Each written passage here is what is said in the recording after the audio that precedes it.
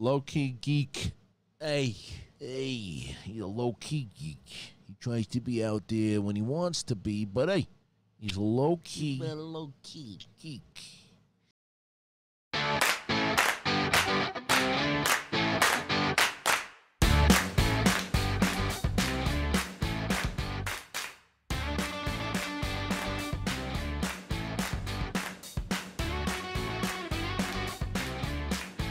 Hey, what's going on, guys? Renee back here, Low-Key Geek, back with another podcast episode. Episode 21, I believe it is. Yeah, it's, again, not live this time. Coming in pre-recorded, and probably going to be uploaded a little later than normal. Tried to get things done and uploaded by the normal time, Monday at 7, but more than likely you're probably going to be seeing this around noon on Tuesday. So I apologize for that, but regardless, there is still this brand new episode here. I hope you guys are coming back from a good weekend, and your week has started off nice and smoothly. Unfortunately, the weekend kind of started off on a kind of a down note, so I was streaming on Twitch, and right before I went live, I got the notification. I believe it was from Variety or The Hollywood Reporter that unfortunately Chadwick Boseman passed away due to his ongoing battle with colon cancer. And unfortunately, colon cancer kind of took over, and he lost that fight, and he passed away on Friday. And it was a pretty huge shock, to be honest with you. And I tried to go into my stream like in a positive way, and I tried to make it as entertaining as possible, but honestly, my energy was kind of taken away from me. And it's with all the things happening so far this year, and obviously this is not the first high caliber passing that we've had, when Kobe died, and that was also a huge shock, and now this, it's unfortunate, one, because such a talented individual, obviously we all know him as King T'Challa, Black Panther, in the Marvel universe, but he did so many other things, and he starred in so many really high profile roles, especially for the Black community. He portrayed Jackie Robinson, one of the first Black player in baseball. He portrayed James Brown, Mr. King of Soul himself. Thurgood Marshall, another big figure within our history, and especially within the Black community. And outside of that, he was also very kind and generous. I always saw him doing multiple charity events, and when the news broke out, the outpouring of sentiments from so many of his colleagues and people that has had the fortunate chance of crossing paths with him, had nothing but great things to say about him, and how humble he was, and how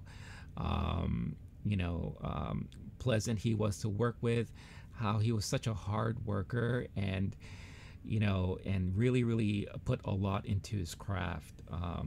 So it's an unfortunate passing, and I couldn't help but start the show off with at least doing some sort of tribute to him. I remember when so my first exposure to him was Black Panther in Captain America Civil War, and he does have that presence on screen, and I knew right away that they chose the right person to represent such a prominent figure within the Marvel universe, and that proper representation that was desperately needed for the Black community. And I understand how that's so important. And I remember when Black Panther came out, and I went to see it opening weekend, I saw families going to watch this movie. Black families. I saw generations of black families. I saw kids and parents and grandparents, like all going to watch this movie. Every showing was packed, sold out, and it felt amazing. It was great to get to see that representation on the big screen in such a huge movie, blockbuster movie, and that is tied into the part of this Marvel universe. And we were lucky enough to see him multiple times in his portrayal of Black Panther. There was Civil War, obviously during the Avengers, Infinity War and Endgame. So all of us were obviously looking forward to watch him portray Black Panther again in the upcoming sequel to Black Panther. And it's unfortunate that we lost him too soon. 43 years old, very, very young. And again, cancer is such, it's unbelievable how deadly cancer is. And I had a huge mix of emotions. I was sad and upset, and and not because we lost Black Panther, but because we lost another young, talented person, too soon. And it's interesting too that he kept this illness, this sickness away from everybody. He didn't tell anyone. The majority of the people he worked with had no idea.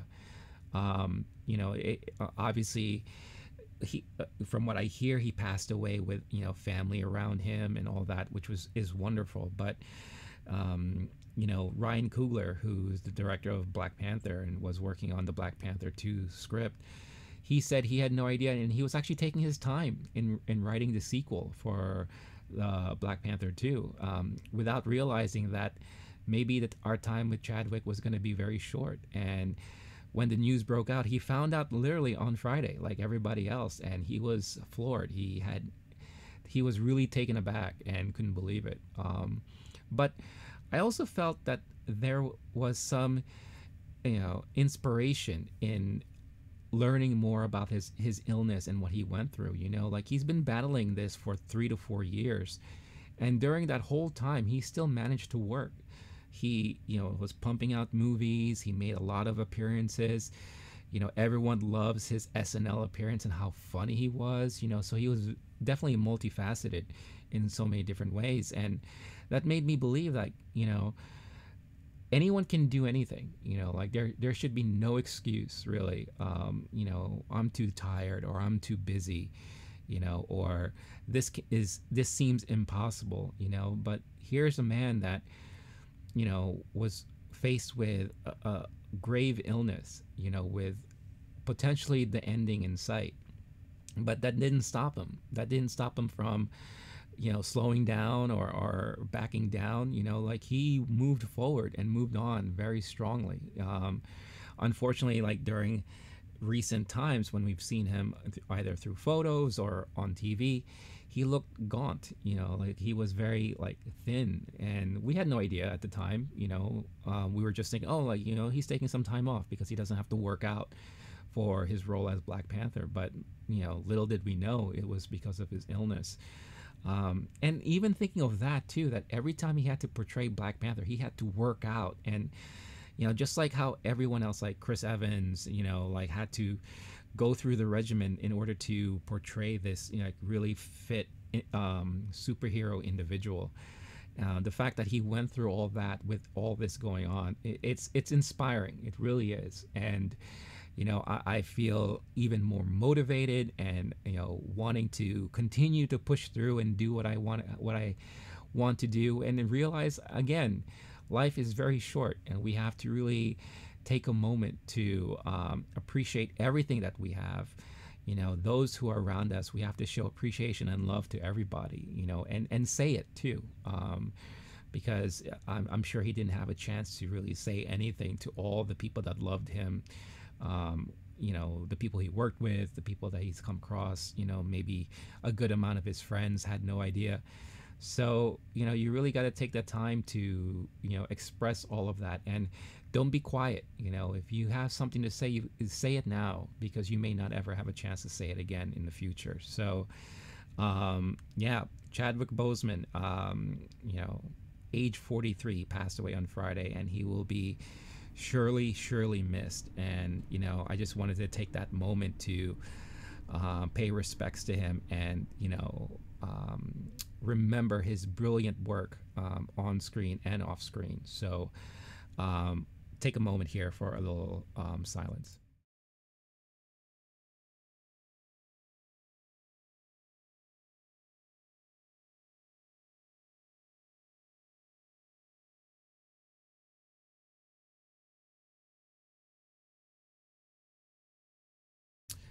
Okay, so there's no easy transition there, but just like how I do every week, I like to go over kind of the weekend charts. And honestly, this is an exciting moment because we actually have full box office numbers. It's one of the first full weekends of studio releases, even though still limited. There's major cities in the U.S. that still don't have theaters open, like California and New York. But so many other states do, on top of like the drive-ins and all that stuff like that. So we actually have legitimate numbers and releases that came out over the weekend. So, but before I continue, guys, again, if you enjoy this content, you enjoy watching these videos, always appreciate if you hit that like and subscribe if you haven't done so already. It helps with the YouTube algorithms, and helps me understand like what I need to do in order to help provide the great content for all of you guys. So if you could take a moment, that'll be awesome. But yeah, let's dive into the weekend box office numbers here. So first, we have the New Mutants that released over the weekend. It released at roughly around 2,412 theaters, and it pulled in about $7.03 million. This is honestly on par with what the studio was expecting for this movie to make over the weekend. Unfortunately, there has been mixed reviews leaning more towards the negative. But I think a lot of us were just really, really curious about this movie, especially with the long history behind it, all the amount of times it got delayed and pushed back, and kind of the stories we've been hearing about the reshoots, and even those involved acting wise in the movie had no idea when this movie was going to see the light of day. But it's nice to see that it finally came out. And it topped the box office there. At number 2, we have the Russell Crowe kind of vengeance thriller. I don't know how you want to call it. Road rage action drama, Unhinged. That pulled in $2.6 million, coming in at number 2, showing at roughly 2,331 theaters. This is actually the second weekend of its release, so it's already been out for over a week.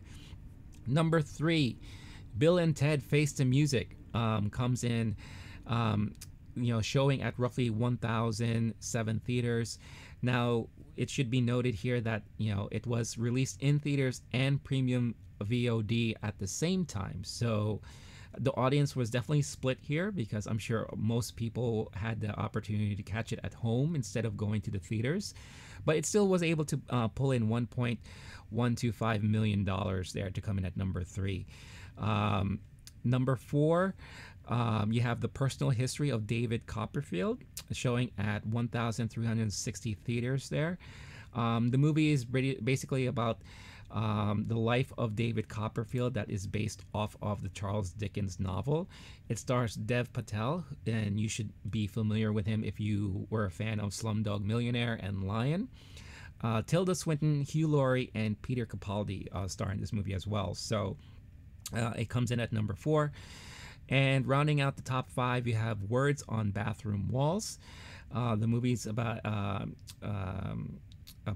a witty, introspective teen that has been diagnosed with a mental illness during his senior year of high school, and how the teen struggles to keep it secret while falling in love with a brilliant classmate who inspires him to open his heart and not be defined by his condition. So that was showing roughly at 1,356 theaters and pulled in $441,166. So that's the box office numbers there. Now this weekend is going to be very telling, very, very telling, because Tenet will finally get its U.S. release this weekend. It was already released globally over the weekend, and I'll have some numbers and some news tidbits about that. And if you are subscribed to the channel, or if you've already seen it, or you have not and you're not aware, I did do a review of Bill and Ted Face the Music. If you're interested, it is kind of a little bit spoiler heavy, so I would recommend that you watch the movie first, or if you don't care, you could go ahead and check it out. But overall, the movie is a lot of fun. It's really nice to see these two characters back at it again, and to see how their adventures have been passed on to a younger generation in their daughters and all that. And this is the type of movie that I think we can use at this time. It's very lighthearted, funny, silly, goofy, with a lot of great comedic moments in there and a lot of fun. So I'm really, really happy it came out and that it was pretty well done for the most part.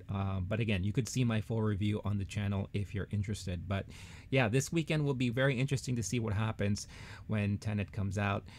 They're expecting big numbers, so we'll see what will happen there. But moving back to the weekend charts here, let's go on and see what was popular through iTunes as far as movies on demand there. So no surprise, you have number 1, Bill and Ted Face the Music. Number 2, you have Bill and Ted's Excellent Triple Feature. So I guess a lot of people were really big into catching up on the Bill and Ted franchise and kind of watch the story from beginning to end. Honestly, I did the same thing. I had like a little Bill and Ted marathon, and I watched 1 through 3, even after I watched 3, so it's a lot of fun. And honestly, it actually adds a lot to the third movie if you watch all the movies in succession there. I feel like you get to really get a full feeling of where Bill and Ted end up in the third movie, and especially when you compare it to like their previous adventures, and you can kind of see all the similarities that their daughters are now facing in the new movie. So I highly recommend, if you have the time, to kind of watch it this way. But if not, and you still kind of remember what happened, then yeah, definitely check out number 3. No surprise too, the top 10 has a lot of Chadwick's line of work here. So at number 3, you have 42, which is the movie about Jackie Robinson, like I mentioned before, the first black player in Major League Baseball. Very well done movie, and he did such a great job in that movie. That comes in at number 3. Number 4, you have Black Panther. Again, not a big surprise there. At number 5, you have The King of Staten Island returning to the top 10. This is the Judd Apatow dramedy, I would say, that stars Pete Davidson, that took place in Staten Island, which is kind of like a semi-autobiography about Pete Davidson's life. I caught it some time ago, and I thought it was actually very well done and very, very heartwarming and touching. And I think Pete Davidson actually did a very good job in this movie. So do check it out if you have a chance. At number 6, you have The Silencing, which is kind of this kind of action thriller. It stars, I forget his name, but the Game of Thrones alum here. Very, very interesting movie. I haven't seen it, but apparently a lot of people are still interested in watching it. Number 7, you have Marshall. That is the movie about Thurgood Marshall. Again, Chadwick Boseman playing the lead role there. Hard Kill is another straight-to-video-on-demand movie by that stars Bruce Willis. I think one of the funniest reviews I saw about this movie is that Bruce Willis just looks extremely tired and not invested, which has been kind of like the sentiment that we've been hearing about him and his recent movies lately. But if you're interested about the movie, this is not the same Hard to Kill like the old movie that came out, I believe, in the 90s that starred what's his name? Hard Kill? it is. Hold on, guys. Let me just look this up real quick. His name is like on the tip of my tongue. And I don't know if it's the same title, but or I'm confusing it with Hard Target. I might be confusing it with Hard Target, but see now I'm no, Hard Target is a Van Damme movie. Well, anyway, regardless, yeah, Bruce Willis. I guess people are just looking forward to some action and maybe hoping that Bruce Willis can bring it in instead of dialing it in. But that comes in at number 8. Number 9, you have the Shia LaBeouf action drama here, The Tax Collector. This has been in the top 10 since it released. And then at number 10, you have Fatima, which is a movie about a trial of faith unfolds at the apex of World War I, when secrets are revealed to 3 courageous Portuguese children through a series of apparitions, while their doubting family and aggressive government officials try to silence them. This was also recently released, I believe, over the weekend, so that's why it finds itself at number 10. So moving on to what people have been watching on Netflix through the weekend. And a huge sign of happiness for me, something that kind of validates what I've been saying ever since this series came out on YouTube Premium. But Cobra Kai is at number 1. The series finally made its debut on Netflix over the weekend, and it as you could see here, everyone was waiting for it and everyone had a chance to finally start watching it. It's the first 2 seasons, with the 3rd season on the way, I believe sometime at the end of this year, if not next year. But again, it's the story. It picks up where Daniel LaRusso and Johnny Lawrence are currently where they are in their lives, and how they kind of pick things up where things left off, but in different ways. And it also involves, spoiler alert, their children. I'll talk more about that in a minute. Number 2, you have, it's a pretty old movie here, Frozen Ground from 2013. It stars Vanessa Hudgens, Nicolas Cage, and John Cusack. Again, it's showing you that people love their Nick Cage, no matter how bad he is. But the movie's about a teenage escapee, provides a critical break in a case as an Alaskan detective, Nicolas Cage, hunts a serial killer who has been preying on women for 13 years. And I believe that prey is John Cusack. So that comes in at number 2. Number 3, you have Lucifer, very famous and popular series. The most recent season came out on Netflix about a couple weeks ago, I would say.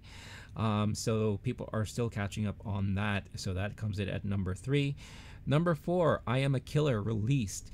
This is a spin-off of the docu-series from Netflix called I Am a Killer, that pretty much portrays the stories of convicted serial killers. And this spin-off covers the story about a convict who was paroled after being sentenced for murder, and actually makes a stunning confession. So I guess it's a follow-up to one of the individuals that they covered in the original docuseries. So I'm sure a lot of people who are fans of that are really interested to hear what he had to say. Number 5 is $1 Million Beach House.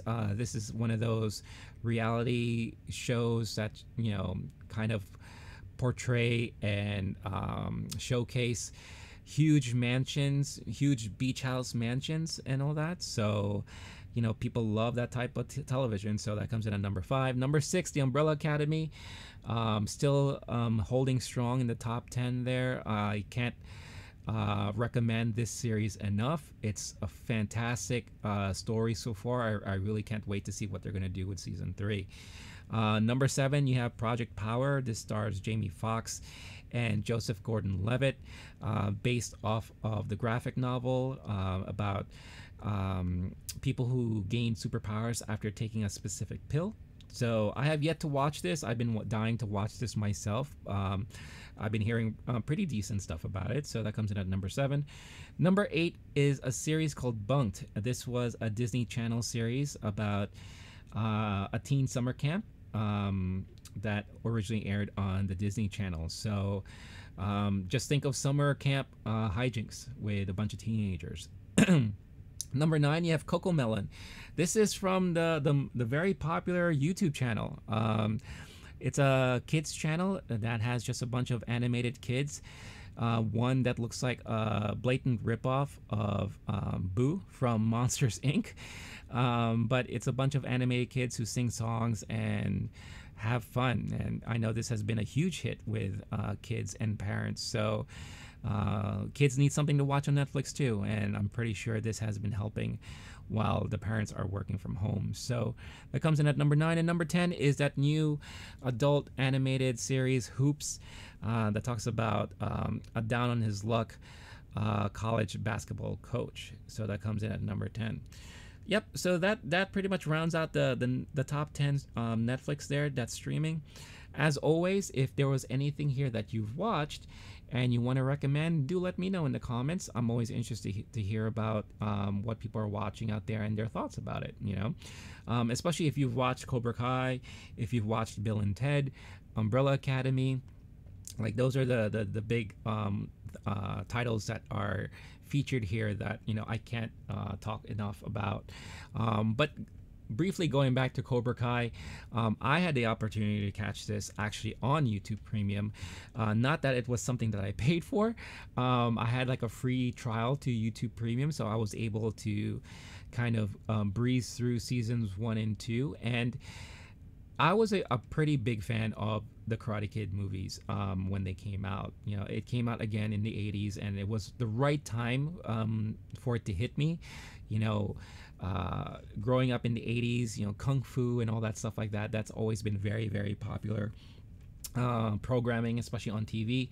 And then, you know, this was a story that talked about, you know, a kind of underdog. You know, Daniel LaRusso moves from Jersey to California, and he's just trying to fit in, and then he, you know, runs across a bad crowd, and he pretty much gets saved by Mr. Miyagi, you know, Pat Morita, who teaches him the way of karate. And then, you know, he wins the tournament, and then he goes to Japan and all that stuff like that. And, you know, it's just 80s goodness in those movies. And this series is 80s goodness all over again. They keep the same beats you would find in the 80s movies. You know, LaRusso and Johnny Lawrence, they're older now. You know, one is super successful, one is really in you know, having a hard time. And you know, and again, it's hard for me to kind of give a review without spoiling anything, so I'm gonna do my best, because I've been bad at those type of reviews. But without spoiling anything, you really get to see them pick things up where they left off. And when I say that their kids are involved, it feels like the kids take over what both Daniel and Johnny experienced when they were kids, but you also still have the struggle and the conflict with themselves as adults, you know. So you have like the two storylines going through, but it really centers around Cobra Kai, because Johnny Lawrence, and this is no spoiler because you see this in the trailer too, he decides to revamp the dojo and starts teaching his own students, and that's, you know, kind of leads LaRusso to kind of do the same thing. And when you already get into season 2, it's basically dojo versus dojo, and you know, the way that they write the stories is so well done. The music, the soundtrack is everything just straight out of the 80s. You have some surprise cameos and guest appearances and people who come back that you never thought you would see back. So it's a lot of fun. It's great fun television, especially if you're into like that 80s motif and all that. Season 2 ends with such a huge bang. You know, I think in another episode I kind of described it as think of Daredevil, especially Daredevil seasons 1 and 2, and those type of fight scenes that you would see in Daredevil. The last 2 episodes are just like bat shit crazy, you know, where it goes from something that was very believable to something that was way over the top, right? And I'll just leave it at that. But still, it got me pumped and excited. So I can't recommend this series enough, and I'm really really happy that a lot more people have a chance to watch it now that it's on Netflix. And I really hope that the numbers show how many people really enjoy this series. And again, season 3 is already coming, but I hope it's gonna be able to produce more and more seasons to come. So definitely check it out if you're interested in that. If anything I said piqued your interest, I promise you won't be sorry there. So great. So like I mentioned before, I do have some Tenet news to talk about. So yeah, Tenet had its global release over the weekend, and it pulled in $53 million in the global box office. And obviously it's to select countries that are allowed to have theaters open and allow audiences to go enjoy this movie. Overseas, the whole drive-in experience is not that big in many countries. So a lot of these numbers are from legit movie theaters reporting these numbers and getting all this. So because of this, they are fully stoked and have high expectations for the numbers that are going to come out of the US market once this comes out over this upcoming weekend. But unfortunately, because of the type of release that they decided to do, pirated versions of Tenet and the New Mutants already found their way online over the weekend. Based off what I've read, it looks like it comes from European recordings done in theaters, and also maybe some Asian theaters as well. One said they saw one with like Korean subtitles. So no big surprise there. I feel like we knew that was going to happen, and I think the studios knew that this was going to happen, but they gambled. And Warner Brothers really wanted Tenet to come out in theaters. And again, I don't know how close Christopher Nolan was to making these type of decisions and all that, but he was really pushing hard to make sure that these movies come out in the theaters. And this is kind of like the small price to pay when they do this type of staggered release, especially before it comes out in the US market. So are you planning to watch Tenet when it comes out? If you live in a city where theaters are open and thriving, let me know. And then if you do, let me know what you think. For me, I'm actually doing something very unique. So this week is going to be an interesting week for me. So the New Mutants is showing at drive-ins here in New York. So this week I am planning to go to a drive-in. I've already went to one before, I think back in July. So this will be my second drive-in for the summer season. And summer season that's already closing. Can you believe it? I mean, this is already the last day of August, and September is literally tomorrow. And so it's nice I get a chance to go to the drive-in again. So I'm going to catch New Mutants there. But this upcoming weekend, me and two other buddies were actually, we did something, you could kind of say this is like baller status right now. We rented out a theater in Connecticut. And for anyone who knows about how the East Coast is laid out, Connecticut is like a good hour drive away from New York, right? So we found a theater in Connecticut that's open and allowing people to come in and watch movies. But they did this special program where you could actually rent out one screen. They call it a watch party. And, you pay one flat fee for, I guess, I think it was 20 people or so to go into the theater and watch, a showing of your choice. So we decided, you know what, we're going to rent out a theater and go watch Tenet. So that's going to be this weekend, and it's going to be an interesting experience. This is going to be my first time back in the movie theaters since February, I think, or January. So it's been a long time, and if you know me and you've heard me talk about movies and my love for movies, I would go to the movie theater almost on a weekly basis, catching new movies or movies I haven't had a chance to watch yet. I believe the last movie that I saw in the theater, honestly, I can't even remember. But it was definitely right before my Japan trip in the end of February.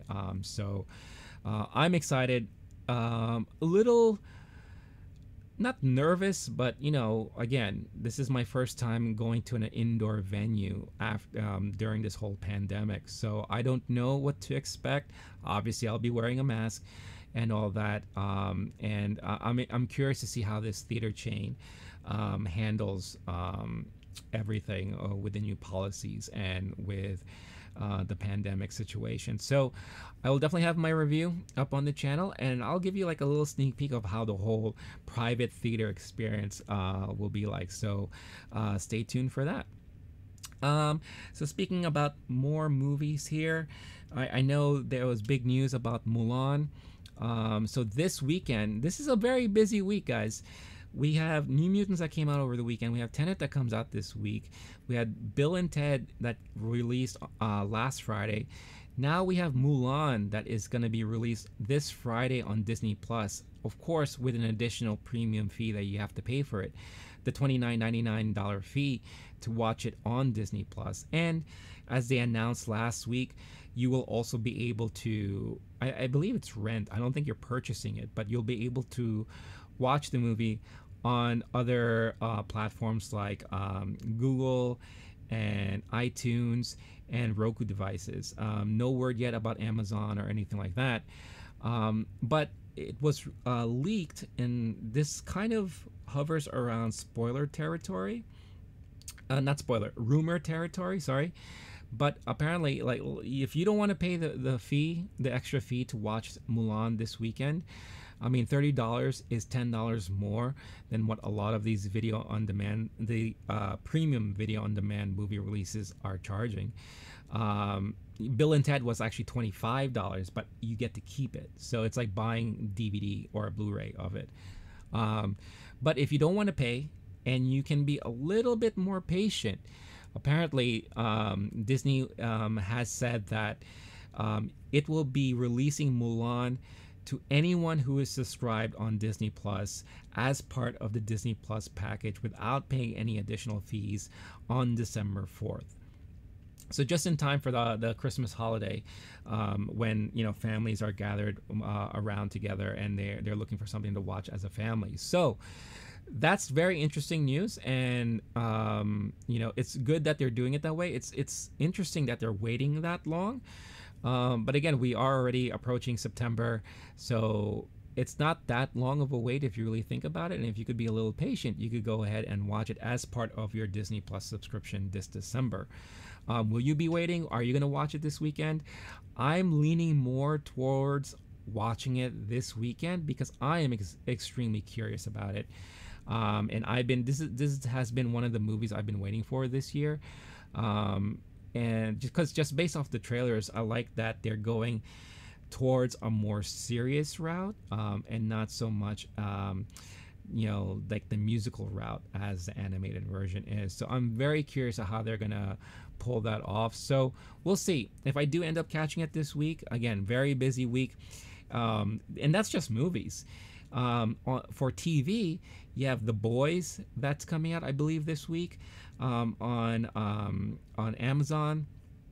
And then gaming wise, you have the new Marvel's Avengers coming out this week. So I don't want to hear anyone saying that they're bored if they're into these things, because there's a lot to do and a lot of things to choose from as far as entertainment's concerned. So if I do catch it this weekend, obviously I will have the review up on the channel and you can hear my thoughts on it. So moving on to other news here, Netflix.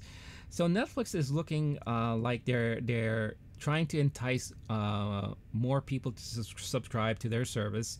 Obviously, the competition is huge now when you have Netflix, Disney Plus, Hulu, Amazon Prime.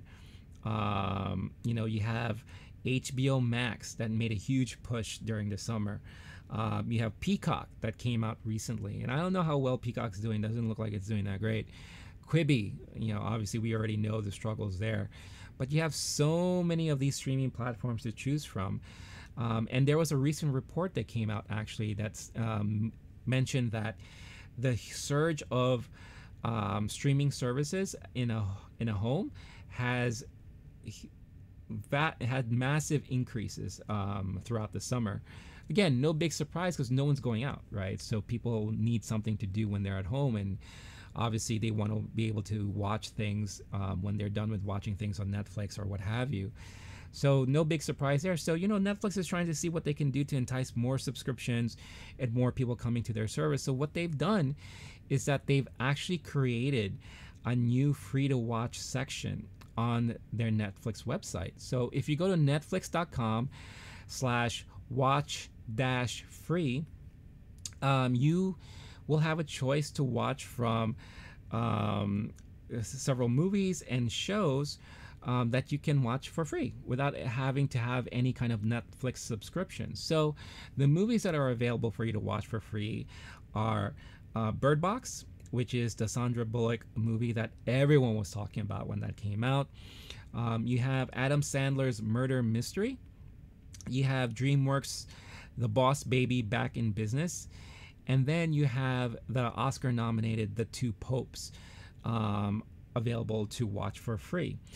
As far as shows are concerned, it's only the pilot episodes of these shows that are free to watch. And then obviously that's like a tease, right? It's like you're a drug dealer and you have someone who's interested in trying your goods. And you're like, all right, I'll give you one for free. Next is going to cost you, right? So this is basically what's happening here. But for the series that you can do that with, you have Stranger Things, Love is Blind, Ava DuVernay's When They See Us, Grace and Frankie, Elite, and Our Planet. So when you watch each of these episodes or the movies, there will be a prompt that will pop up after you view it, requesting you to sign up each time you watch something. And they do claim and mention that the selections may change from time to time. So this sounds like this is going to be a strategy that they're going to be moving forward with and maintaining. So it might be worth just kind of going there every couple or so weeks to see if they've swapped anything in and out. However, there is kind of a fine, like a catch here, and it depends on how you watch your content. But to watch these movies for free, you have to go to that URL, and you can only watch them through computer browsers. So if you're a PC or Mac owner, as long as you have access to the internet and you have a browser, which obviously you do, you can go to this URL and watch them. Or if you have an Android phone, a browser on your Android phone, you can do this as well and watch it for free there. Unfortunately for iOS and iPhone owners, those browsers are not supported. So if you have an iPhone or a tablet with iOS, you are not going to be able to watch any of these movies for free. So sorry, Apple users, but it looks like when it comes to that, you're going to be pretty much out of luck. But again, we all have computers, and a lot of us who do, well, maybe I shouldn't say a lot, but the good majority of us are tech savvy, and you know how to kind of broadcast to your Chromecast or your Xbox or your Roku device or whatever have you. So if you don't like watching it on a small screen like a laptop screen, or you don't want to be tied to your desk, you should be able to find a way to watch it on your TV. So that was the only caveat there. But very interesting strategy here. And again, for a lot of people who don't own Netflix or have, who don't have a Netflix account, this could be like a good opportunity to kind of catch up on some things you've heard people talk about. It's unfortunate when it comes to the shows that you're limited to just one episodes, but I get it. They can't just put up a whole entire season there, because that would be a little bit too much. But yeah, but sticking to Netflix, and this is more of like in case you missed it kind of news, because this came out about a week or two ago. Netflix is working on an 8-episode live action drama horror series based on Resident Evil. From what I've read, the story of the series will unfold across 2 different timelines. The first follows 14-year-old sisters Jade and Billy Wesker, who are moved to Raccoon City, a manufactured corporate town forced on them in adolescence.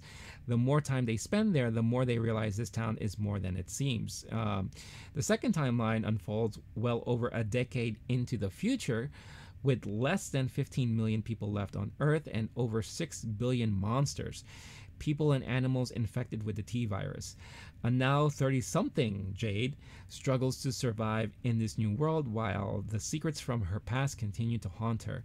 So it does sound like it's the storylines are being taken directly from the lore of the video game series. You know, I hope Netflix has learned lessons that the movies kind of went through and not to repeat any of that stuff, because I think outside of the first movie, all those other movies were just all over the place and the writing is questionable. You know, the action was okay. The portrayals of the characters that we all know from the video game series has been hit or miss. So I think this is a great opportunity for them to really hone in on the things that really drive the Resident Evil fans and audience to really want to watch this and look forward to, you know, expand on that lore in the universe. And maybe this is a great time for us to get a really good representation of the Resident Evil storyline in live action form. You know, Netflix has done really good jobs with their series that have been adapted by other source materials. You know, you have The Witcher, Umbrella Academy. You know, those shows have been so great. You know, The Witcher I haven't had a chance to see, but everyone I know who's watched it can't stop talking about it and how well it was done. So really interesting news here, and I'm definitely looking forward to see how they're going to treat this storyline. There hasn't been really any firm release date as to when to expect this series to be out, but you know, as soon as they do, and as soon as I find out, obviously I will let all of you guys know. So fun stuff, interesting stuff there, and can't wait for that. In other news, the Fresh Prince of Bel-Air reunion seems to be in the works. It will be featured on HBO Max and planned to be released this Thanksgiving. So series regulars Tatiana Ali, Karen Parsons, Joseph Marcel, Daphne Maxwell Reid, and Alfonso Ribeiro, along with DJ Jazzy Jeff, will join Will Smith in this special, which also features music, dancing, and some surprise guests. Unfortunately, we all know that we've lost the actor who portrays, you know, the father figure here. But again, I think one of the biggest things that people were raving about when HBO Max came out was you had all the seasons of The Fresh Prince of Bel-Air available. And I think this was one of the first times you were able to watch and have access to all of these episodes online. So I think that was a huge selling point for a lot of people. And, you know, we during the whole quarantine, we know that Will Smith kind of did like this Zoom catch up with a lot of these people online. So it's nice that they're actually doing a full production of this and having it as a special on HBO Max. So for all you Fresh Prince fans, this is going to be huge. And I know I will be looking forward to catching it when it comes out this Thanksgiving. So really, really good news there. As far and you know, that pretty much closes out the major news when it comes to like TV and movies, and you know, that side of the geek spectrum. When it comes to gaming news, not too much stuff come out since last week, but then again, I also I do talk a lot about gaming news with Paul of PaulPrograms during our weekly Nerdz to Men podcast that airs every Wednesday at 10 p.m. Eastern Standard Time. Big news there, by the way, guys, and more of like a self-promo moment for me and for us. The Nerdz to Men will finally have a home. So we will now have a dedicated YouTube channel and Twitch channel for the Nerdz to Men podcast. So if you're interested, do follow us on Twitch. It's The Nerdz, and that's Nerds with a Z. Number 2, Men, all one word, on Twitch. We will do the live podcast every Wednesday, and then we will upload the replay on Thursday on our YouTube channel, same name. So if you're looking forward to, you know, staying in touch with the Nerds to Men crew, I highly encourage you to follow us and subscribe. So we're very excited, looking forward to that. And we have additional things in the works that we're going to be doing together as a crew. So stay tuned for future announcements about that stuff. But in gaming news, I do have one. And this was something that actually came out today. So the company 8-Bit Do, or Doe, I don't know how you want to pronounce it. I'm a huge fan of their controllers that they have released. You know, you see I have one here. They do a very good job at kind of doing like the retro controllers that harken back to the days of Nintendo, Genesis, Super Nintendo, and things of that nature. So they finally announced that they are doing a new arcade stick that looks very, very similar to a more modernized version of the classic Nintendo NES Advantage. Now, if you remember the NES Advantage, it was this hulking arcade stick that was all metal. You know, you could even like untwist the knob and all that stuff like that, but it features, you know, turbo on the buttons and all that, and it was a really great feel when you got to play games with it. So now you have this version from 8-Bit Do, or Doe, that now has the full button array. There you have 8 buttons that you could use for this. So they're great for fighting games, whether you fight on a Switch or PC. So the controller will support PC and Switch connectivity and features tons of customization options. For example, universal mounting plates. So what this means is that it will allow you to buy third-party products to kind of swap out with your stick and your buttons. So I know that's been huge, especially within like the modding community and the arcade at home community, and obviously the fighting community. So that's going to be a lot of fun. I don't know what the limitations may be. Like, I don't know if like buttons can light up or what have you. But if you want different feels and just different ways that your buttons are, you know, portrayed, or, you know, how they kind of feel when you're using it, they will allow you to do that. So I think that's really awesome. And I think that's also going to be great for like arcade enthusiasts who kind of want to do their own DIY, build your own arcade cabinet, and maybe use this as, you know, your controller base there. So really cool stuff there. They're going to have full support of button mapping and saving of custom profiles. One of the things they mentioned is that there are toggles there that you could switch between profiles on the fly. So really, really cool stuff. It can connect via Bluetooth, USB-C cable, or a wireless 2.4G receiver that is stored actually on the underside of the stick. No need to buy a separate receiver or what have you. So that's all going to be included. Obviously, it's a rechargeable battery, so it's wireless. And like I mentioned, there are toggle switches that will allow for quick swapping for player profiles, but also quick swapping from Switch to PC mode. So let's say you're traveling, you have your Switch with you, you were playing on the Switch, and I want to do something now on my laptop or at a friend's computer, what have you. You could easily switch that, and it will be able to be recognized through those means. And it will allow you to also toggle the use of the stick to kind of be more similar like a D-pad.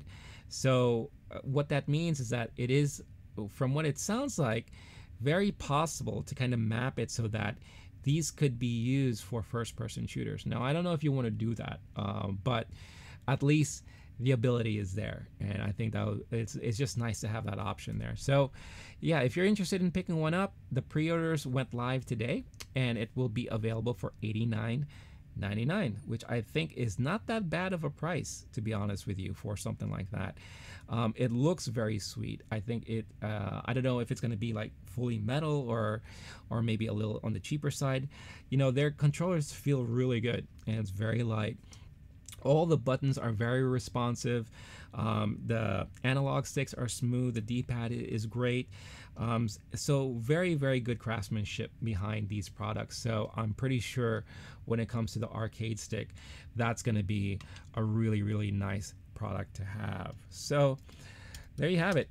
You know, that's pretty much the news for this time. And yeah, like I said, a lot of things in the works for the channel, guys. So do stay tuned. And as always, I really, really appreciate all the support you guys have been giving ever since I started the YouTube channel.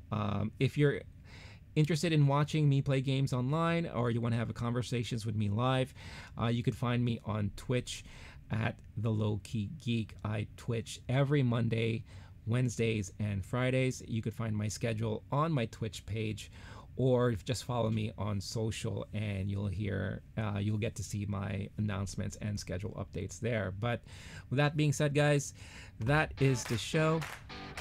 Thanks again for watching. Really appreciate you joining.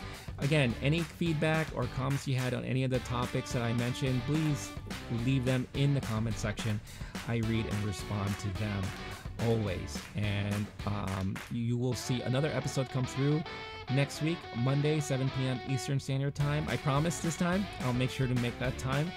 But until then, make sure you stay cool, stay classy, stay safe. Make sure to wear those masks and wash those hands. And I hope you guys make the rest of your week as memorable as possible. A lot of stuff happening in the world today, and it really helps when you can take it a day at a time. Don't stress out on things you cannot control, but make sure you show your love and appreciation for everything that you have in your life and for those loved ones around you. And don't hesitate to let them know about it either, that you appreciate them and you love them all around. So that being said, guys, I'll catch you all next week. Bye.